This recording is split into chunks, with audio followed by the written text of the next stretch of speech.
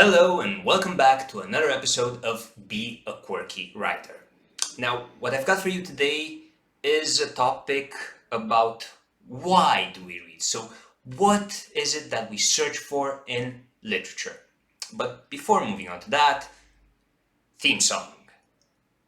We we still don't have a theme song, right? You know what? I'ma just improvise. I'ma do it myself.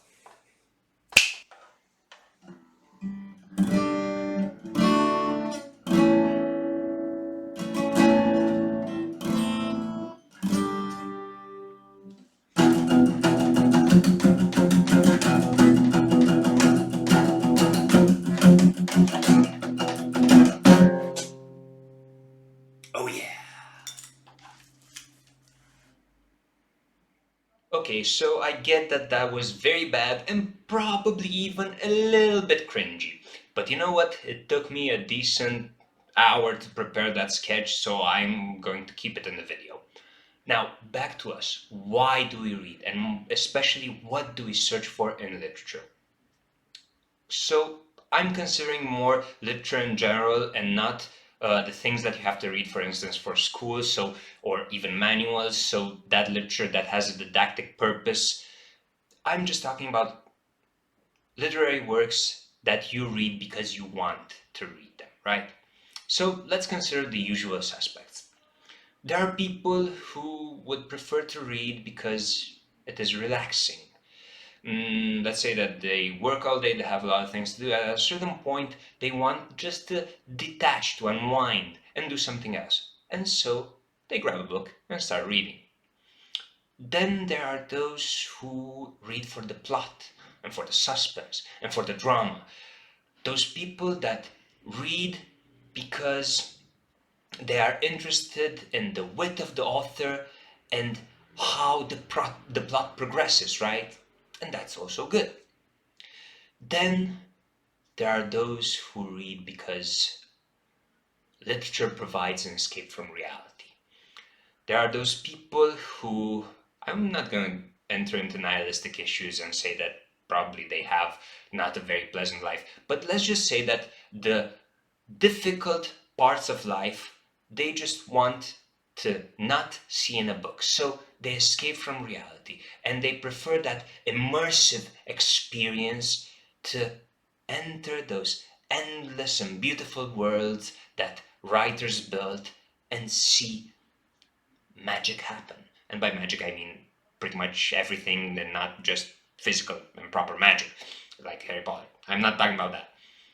So, those are basically some of the most common things, common motives why people read. It is, at its core, an enriching experience, right? Now, let's try a different approach.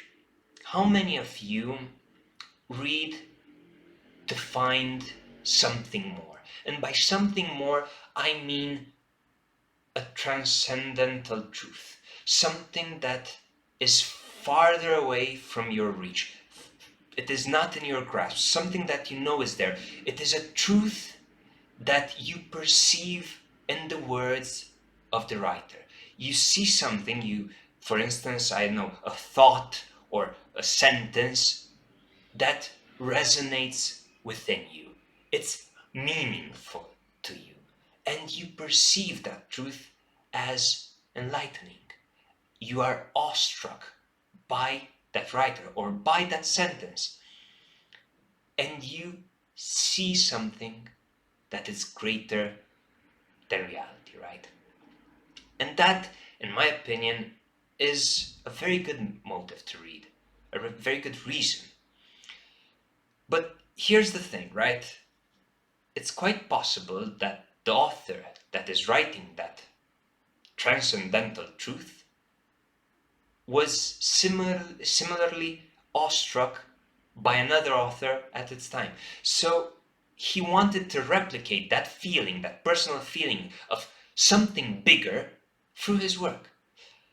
So at this point, here's the other side of the coin, right? In my opinion, authors do not possess the keys for reality.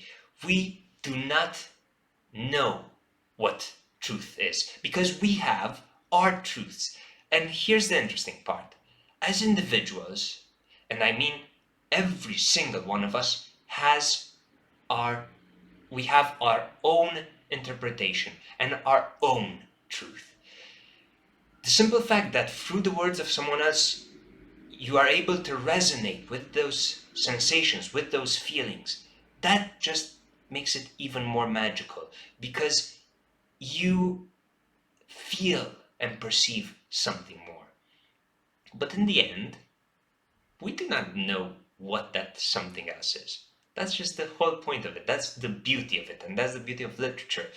Because I can assure you that authors are human beings as everyone else, so they proceed just as everyone else, through doubt and not knowing things and trying things. So their words, as much as they may appear as full of wisdom, even and I'm talking obviously about the great writers, the ones that every single time are quoted everywhere in every literature class ever, they were merely human, just as every one of us. So they had opinions. They just wrote them a little bit better. And that's why those transcendental truths that we perceive as such are just that. They are the truths of those writers. Well, this was meant to be a brief video. I just want to spitball a bit about a couple of things. Obviously, leave a like down below. It would help greatly. And leave a comment and let me know if you search for something else in literature. That's pretty much all. Have a nice day. Don't forget to breathe.